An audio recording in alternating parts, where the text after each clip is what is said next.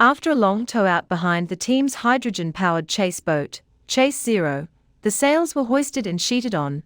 It took just a handful of minutes for helmsman Nathan Outteridge to go from a cautious displacement mode to popping the AC-40 up onto its foils and off on starboard tack at over 20-plus knots in the light 8 to 10 knots of breeze. Hugely exciting day for the team. Massive amount of nervous excitement.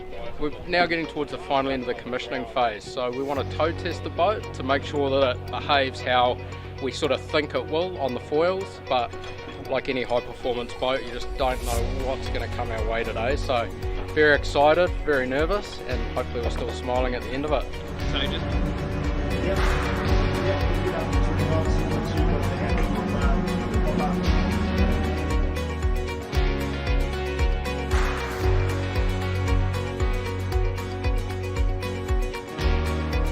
Everything went pretty well. It wasn't too difficult, to be honest. There's not a lot of load on things when both boats are foiling, and yeah, the hydrogen boat's been great and it's doing what it should be doing, and we're having a pretty successful first day with the AC-40 as well. So no, it's really good. Seemed to go pretty well. Pretty cool being on board the hydrogen boat, and yeah, it's not until we see the boat sailing that we'll tick off a few more things and have a bit more confidence. But good to tick off the systems and see the boat foiling around under tow, and it all seemed to go well.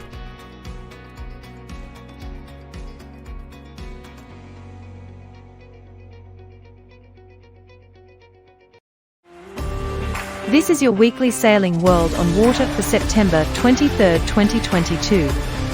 Here is the best in sailing in the last 7 days. The first 2 days of the 2022 Rolex Swan Cup have offered enthralling competition. The 4-1 design classes, including the highly competitive ClubSwan 50 and the ClubSwan 36, making its event debut, have completed 4 intense windward-leeward races, while the other 4 classes Maxi, Mini Maxi, Sparkman and Stevens and Grand Prix have been presented with coastal races through the mesmerizing Madalena archipelago. Supreme craftsmanship, precision, innovation, tradition. Qualities that epitomize one of sailing's most historic and revered events, the Rolex Swan Cup.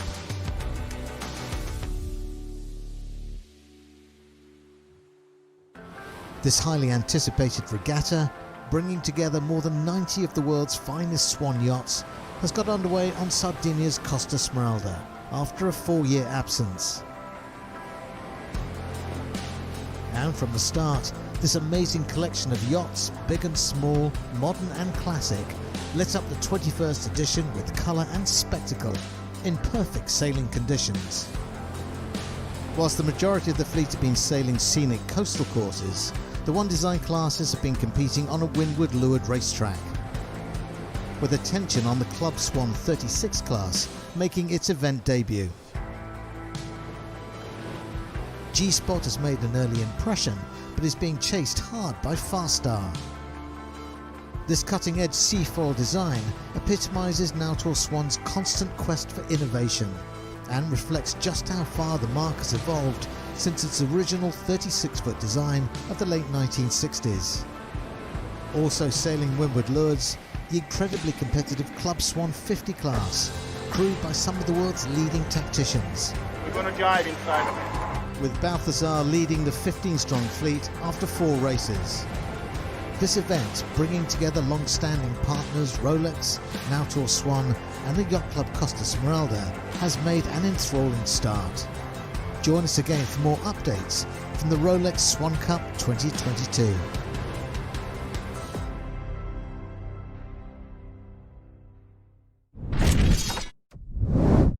Shelter Island Yacht Club team competing in the 2022 Resolute Cup, day 1 after 6 races, and just one finish better than mid-fleet.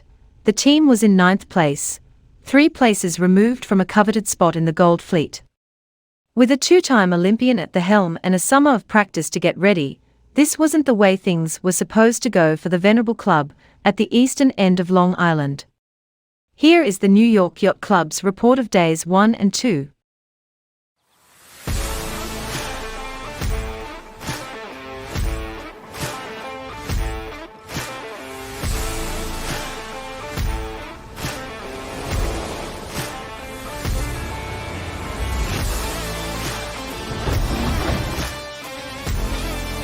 This is an excellent competition. The vibe is always exciting.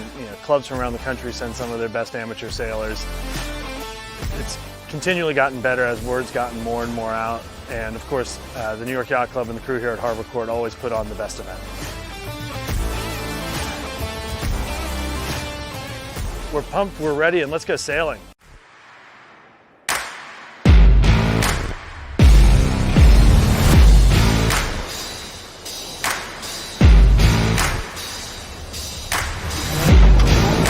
Today was our final day of qualifying. We started our races in the RS21, which we knew we had a little advantage on, and so we started out with a good series. We switched over to the sonars.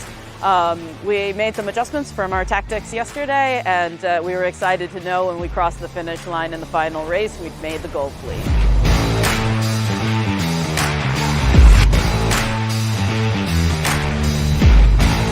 We're really excited to get racing. I know that I have what it takes to go up against these top skippers. The 2022 Resolute Cup is sponsored by RS Sailing, the manufacturer of the RS-21 and other fine sailboats, as well as Helly Hansen, Safe Harbor Marinas, and Hammett's Hotel.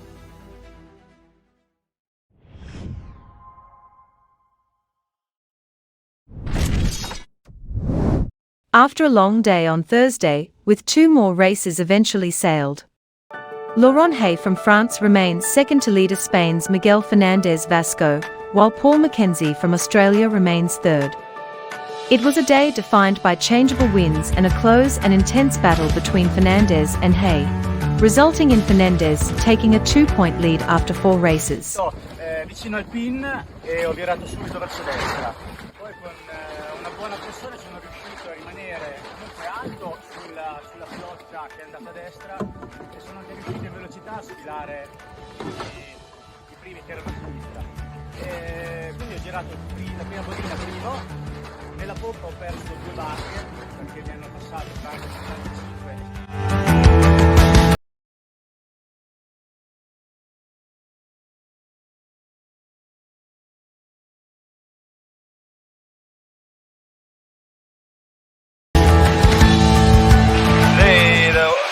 There was a really good wind and was really shifty, but in the end was a good condition, good wave, and was really beautiful to sail today. This place is amazing to sail. There is good condition and also the place is really beautiful, and I really like to be here.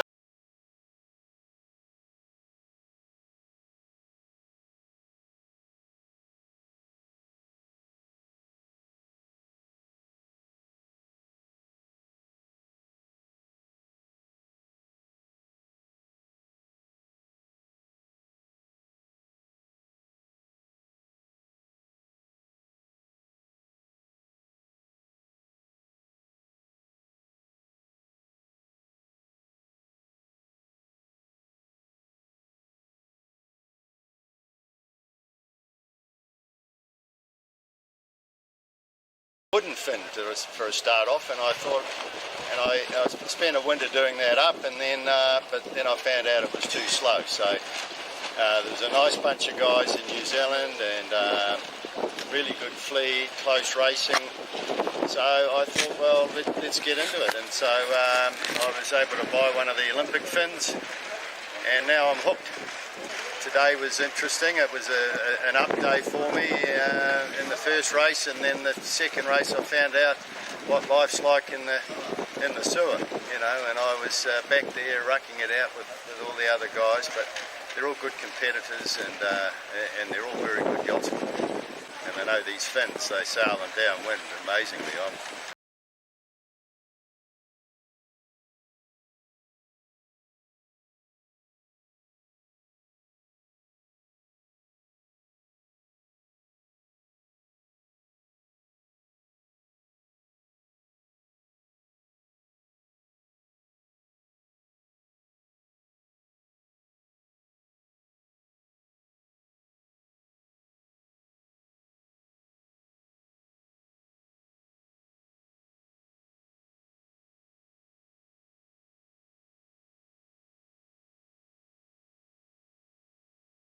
Moderate airs, sunny skies and flatter seas defined the second day of competition and offered crews some reprieve from yesterday's heavier conditions at the Rolex Big Boat Series, hosted by St. Francis Yacht Club in San Francisco.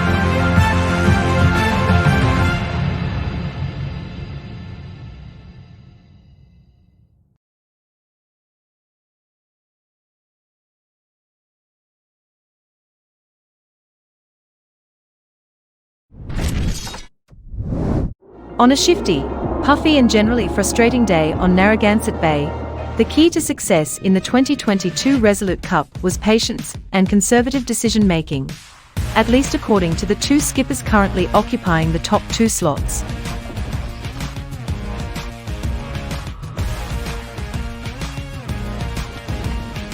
First day of racing in Gold Fleet was really tight. It was great to have all the top guys together.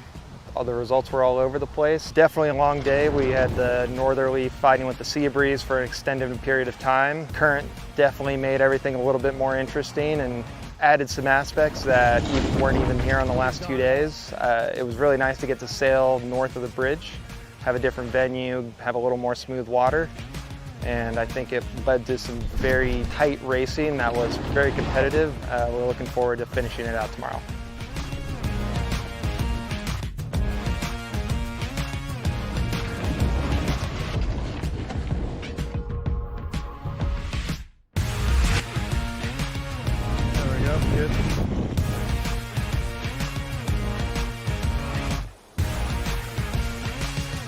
It's extremely difficult.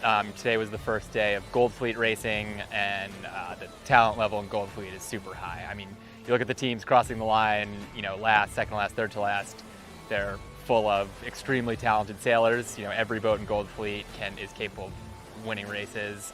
And so there's really just very little margin for error. You know, you can go through the resume of everybody in this regatta, and there's a lot of really high achieving sailors. So it's pretty cool to get to compete against those in an amateur event like this.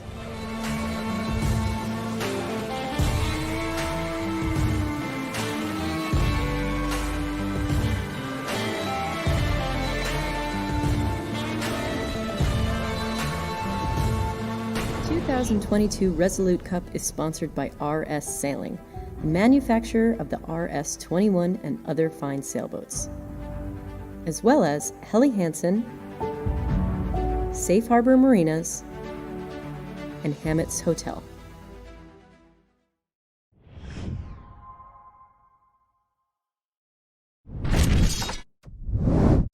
San Francisco Bay presented a morning ebb tide that ran smack dab into an escalating westerly breeze, stirring up square-faced chop for the first race of Day 3 at Rolex Big Boat Series in San Francisco. The breeze continued to build as the afternoon progressed, but a flooding tide dulled the Whitecaps during the day's second race, with all 76 competing boats finishing within cheering distance of the race deck of St. Francis Yacht Club.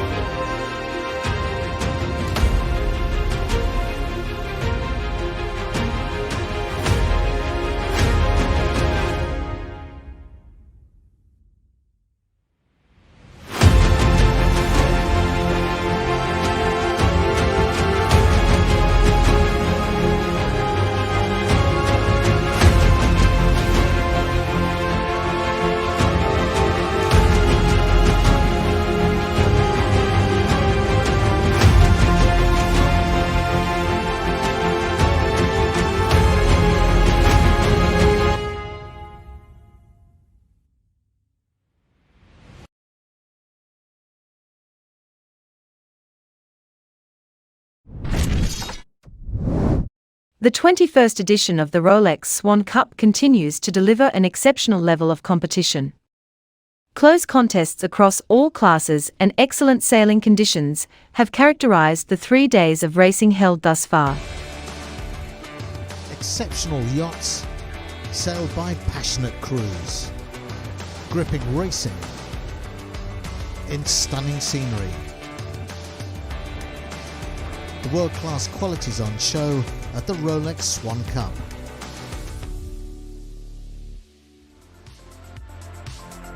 As we pass the midway point of this renowned regatta, excitement is building. 3 days of superlative racing have witnessed outstanding performances across this 90-strong fleet. Sailing the coastal courses, the Grand Prix, Mini Maxi and Maxi classes. In the latter, Play is leading Freya and a resurgent Maison after a spectacular day on the water. Downwind we were really fast. We touched over 25 knots today with 26 knots of wind, so I believe that we could do even more than that if we have the right wind. And drama in the Sparkman and Stevens Classic class, where Mascalzone Latino and Sherlaff are tied for first place. From coastal to the Windward Lured racetrack, where the One Design high-performance swans have been making their mark. In the ultra-competitive ClubSwan 50s, Balthazar holds a hard-fought lead over Hatari, but chasing hard in third place, Stella Maris, still very much in the hunt for class honours. I think we can do it. I think we need to have a great day, but I think it's within reach. But we have to go step by step, still a lot of races to do. As this gripping regatta continues to unfold, it's all to play for.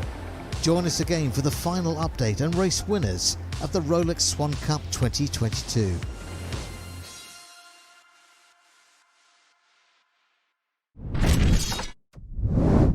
After displaying remarkable consistency across a range of conditions over the first 3 days of the 2022 Resolute Cup, Corinthian Yacht Club of Marblehead decided to dispense with the pleasantries. The team representing the storied Northeast Yacht Club won both races today to emphatically claim the Resolute Cup and a berth in the 2023 Rolex New York Yacht Club Invitational Cup. So we're really excited about the win.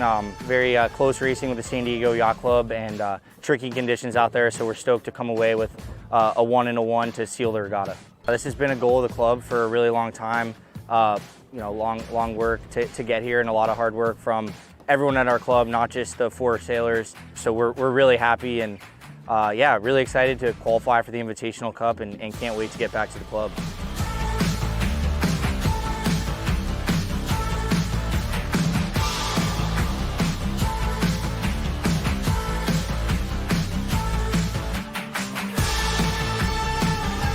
This week at New York at Resolute, it was a tough week of sailing.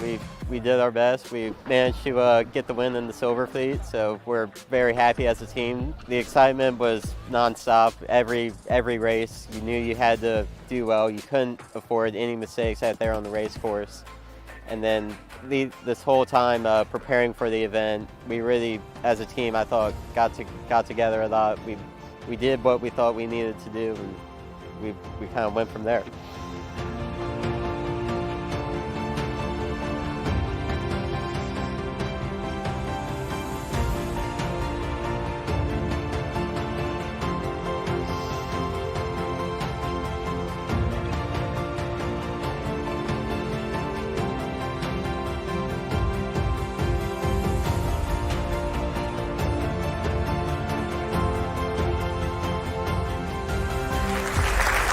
The 2022 Resolute Cup is sponsored by RS Sailing, the manufacturer of the RS-21 and other fine sailboats, as well as Helly Hansen, Safe Harbor Marinas, and Hammett's Hotel.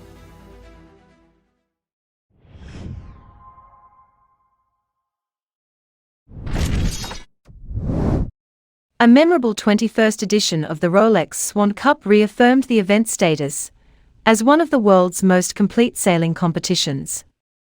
Uniting the unrelenting commitment of Swan owners and sailors, a breathtaking sailing environment, intense competition and first-class organization, the regatta made a triumphant return.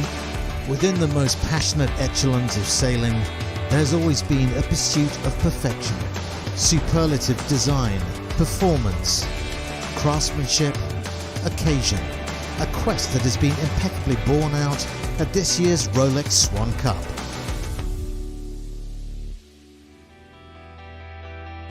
A sensational week of world-class yacht racing in Porto-Cervo has provided a timely reminder of why this event is so highly revered. In the past day, looking at all this swan coming from different countries, different boats. I mean, it's something amazing. I think that it's something unique. It's what makes the Rolex Swan Cup such a special event.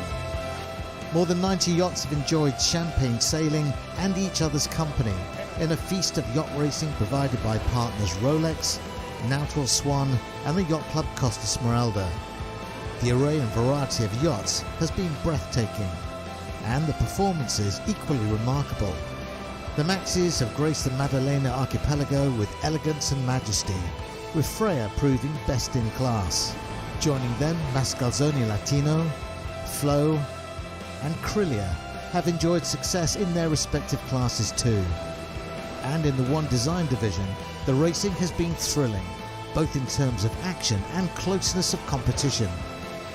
Wins for Nadir and Blue Sky, with G-Spot pipping Farstar to win the ClubSwan 36s, and Balthazar taking class honours in the ClubSwan 50s.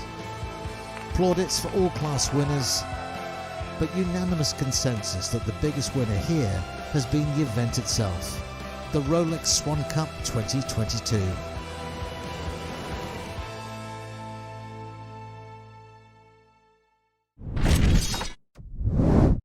The ocean race teams lined up against one another in a crude format for a 48-hour offshore race in the Defi Azimuth. 11th hour racing team took first place, but the other teams were not far behind. It was a close call and not without challenges. I think this is a great opportunity for us to line up with other boats, especially with the crude one for the ocean race. It's 48 hours, we're going to find pretty much all different conditions, different angles, so it will be a really interesting event to compare performance and get ready for the ocean race. Racing, okay? It's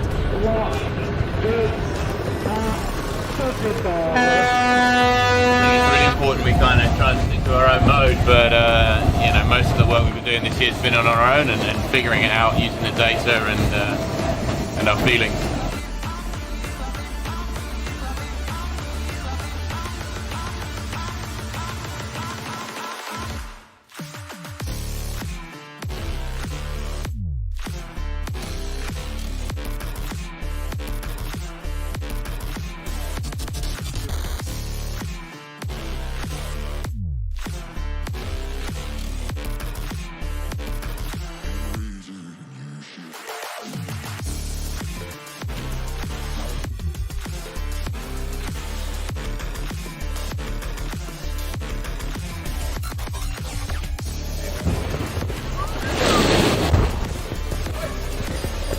One more, stand by.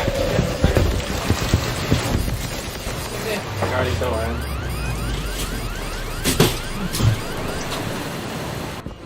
Okay, working on it. It's the hydrant's gone. The hydrant's flipped out, okay? Okay, this is gonna suck, guys, okay? Yeah, the sea state's not really great. And we hit a wave and we lost our compass, so the boat bore away for absolutely no reason.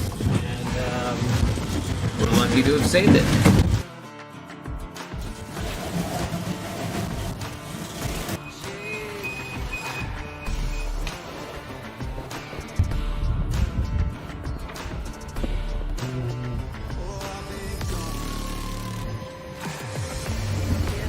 Yeah, it was a good first outing for the squad against other boats. There's certainly some things that we could have done better, but there's a lot that we did well, which I think is a function of all the time that we've put in.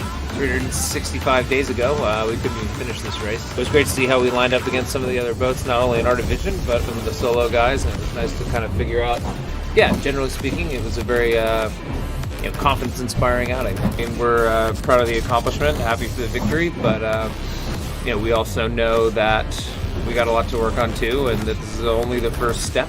But it's good to see that the work that we've put in thus far, has set a pretty good benchmark.